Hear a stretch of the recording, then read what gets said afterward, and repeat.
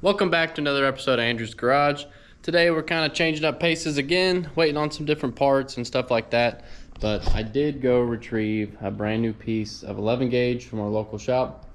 And basically what I'm doing tonight is fixing these old trailing arms. Now a lot of people, they would just throw them away. And honestly, if it was different timing for me, I'd probably do the same thing. But right now, it's just more cost effective for me to spend 150 bucks on a sheet of metal and fix these and have some leftover metal for the bumper and stuff like that. So yeah, I'm just going to be fixing these now. A lot of people wouldn't dare touch these because you can see it's got some rot to it, but back here, the pockets, everything still looks fine, at least for U-bolts and stuff like that. Up here looks really good too, where it connects. So basically what I'm going to do is, all the years of the rust spreading it out, I'm gonna pull it back together. I'm gonna stitch weld it back together here in the center, and then I'll do both sides like that. Pull it back together, stitch it, and then I'll lay a new top piece of metal, that 11 gauge, and I will go all the way probably up to the tip here and run it lengthwise all the way back and tie it into that pad, and I'll leave it sticking over like an 1/8 inch on each side or something like that, so I can weld like here, do real nice beads. I'll do both the top and the bottom side, and then I will cut out side pieces once I have that to cap this out. And I'll do the same thing, probably square off a piece right here, start here, go all the way to the back and fold it around and basically box these all in. So the structure that I still have here is fine, but now I have extra on the outside, and I have new on top and new on the sides. It'll basically just replace the structure that's already there and just fully box them in. So probably $50 worth of material and 1 day's worth of work, and I can have some of these, because I think a brand new set of these is close to 500 bucks, and these may look pretty bad, but once I get them all buttoned up and fixed, I think they'll be stronger than what they were factory. So not too concerned about it, but I'll go ahead, and I've already kind of started on this guy. You can see I pulled off, because originally it has these riveted together panels that go the full length on the bottom and partial on top, and they're kind of a pain to get off. So I was working on that for a long time and chiseling out all the inside piece. And I basically got this one ready to be cleaned up and wire wheeled and ground down on these edges. So I'm gonna go ahead and get this guy cleaned up and wire wheeled. Now I will come in here before I cap these ends off, and after I get it all welded, I'll shoot some black paint in here, get some coverage on it, because I don't want it to just be bare metal on the inside. At least do something, at least try to protect it a little bit more. But I'll go ahead, we'll get the camera set up, and we'll start doing the same thing to that guy, get it in the same spot, and yeah, let's get to work.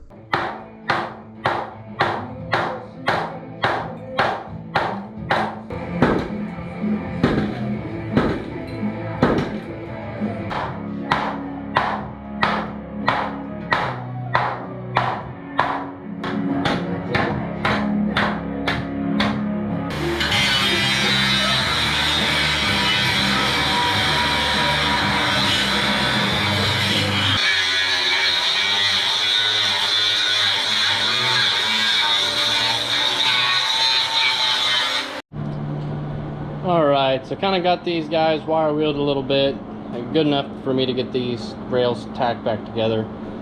These aren't really going to be structural in a sense. I just want to pull them back together where they've rusted and spread apart over time.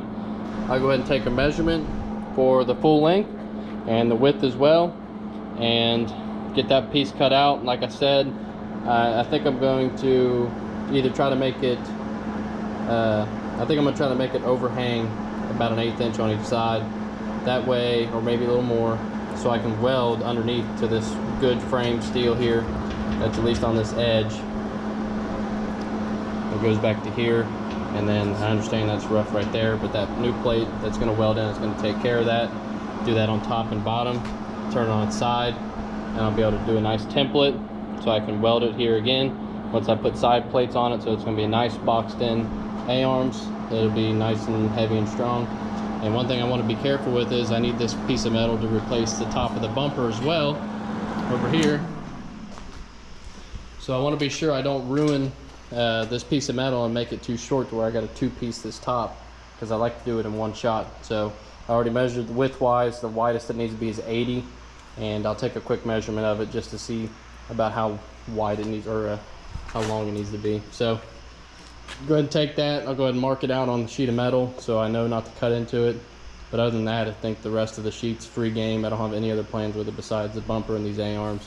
One thing that I might have to do is, though, the gas tank is pretty wide, so I might end up having to cut back the frame rail on this inside lip underneath this piece of metal about a 1/4 inch to gain me about a 1/2 inch total clearance that I need. So I'll probably do that and then box that frame from this cross member here to the end. I mean, that'll help also with the reach strength and all that stuff. It'll help in general everywhere, but it'll also give me a little bit of peace of mind when I take a little bit of meat out of this top frame rail and I have the material here. So more than likely that's what I'll do. So we'll go ahead, we'll get set up, and let's see if we can't get this guy knocked out tonight.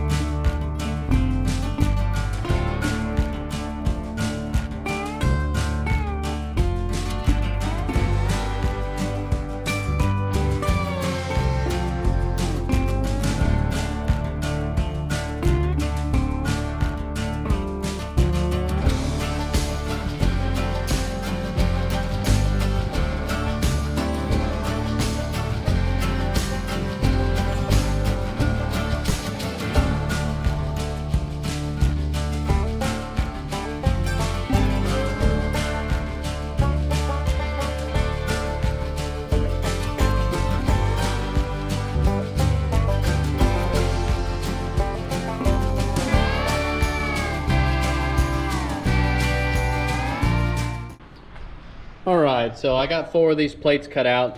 Now these are the top and bottom caps. These will get pulled down here like this with some clamps, and then they will be welded on the underneath side right up to that lip all the way. And it's going to take a little bit of finagling to get it kind of lined up in the center, and then anything that might protrude out of the line, I will grind it down flush to be able to weld it, so that way my end caps, once I get them made, will cap over. Now what's important is that, you can see I removed the old pad, had to cut it in a few different places here, but what's important is after I get this first one tacked on, I need to flip it upside down and make sure I drill out these holes back through this metal so I know where they go, so when I go to put the underside on, I don't lose the holes. So that's important that I don't forget to do that and get them drilled. Also this small one here, that's important that I get that drilled too. Don't want to forget them. I think that is the spring pocket. So the whole spring sits right here. It's got a retainer that goes right there, and then these are the U-bolts for the back. So I'll go ahead, get started, get clamping on it, and starting to get it tacked and seeing what else I can get done tonight.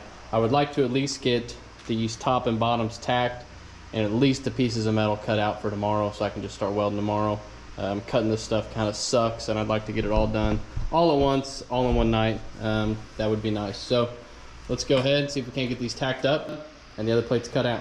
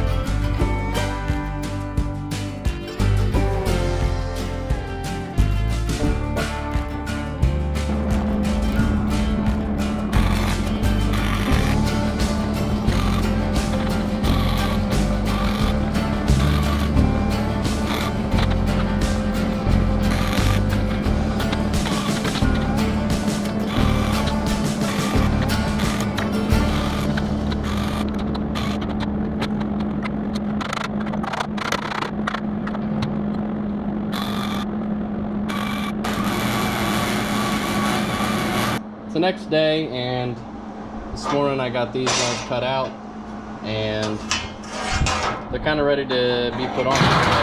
So basically, I'm just going to shoot a little bit of black paint in each one of these, and then cover them up with these. And these should last me about as long as I plan on using them. Eventually, I will get replacements, but for now, that's not really on the card table. So these notched around, and I will weld all the way full length on each of these, fully boxing them in. And one thing, if you remember what I was talking about yesterday, is I got to get this guy tacked on first, and then this bracket goes on. So I'll get this guy tacked on, get it flipped over, take it over to the drill press, drill this hole out through the other side, and that is the pin where the emergency brake cable goes for the same length. So I will go ahead and put that on there before I forget which side it goes on, before I forget how it's oriented, before I cut the other one off. So we'll go ahead and do that first, and that'll give me a good idea for the next one so I don't forget.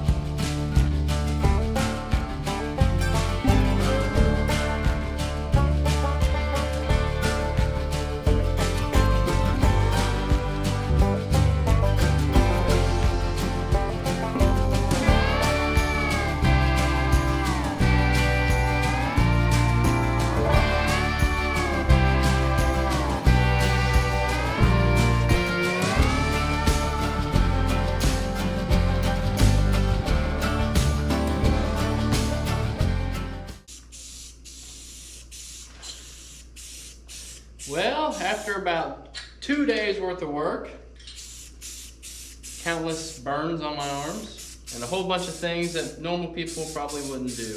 But in this case, I used what I had, fixed it, got it to where I think it'll last me another, till I get rid of it, or I think it'll last as long as I want to mess with it. So it's all big and beefy, and I think it'll be just fine. Just kind of fogging it with some black paint here before I call it at night. And yeah, I'm happy with the way it turned out. It really sucked to do. It was a lot of welding once you get down to it, because you got to think this is whatever, 5 foot. So yeah, 40 foot of welding.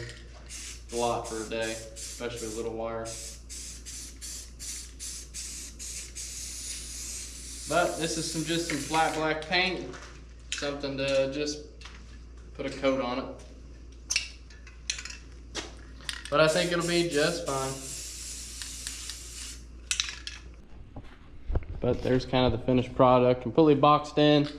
Re-welded the original emergency brake pieces back on. That's kind of what this one's sitting on right now. I can flip it up. But yeah, I'm happy with them.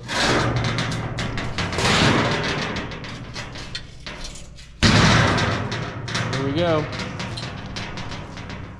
There is some looked like aftermarket, but not, and a whole entire side I didn't paint.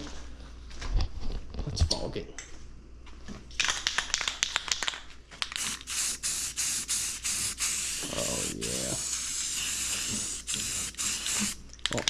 Nothing but the finest here at Andrew's Garage.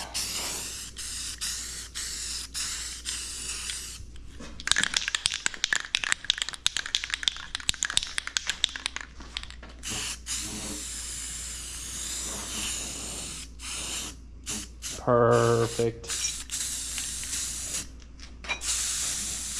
Nothing but the... But yeah, that is how you save some junk trailing arms for a C10. Now, I tried to find some, I really did, and all over Marketplace for a couple weeks, and nothing ever popped up. When it did, they were still wanted $300 for a used set.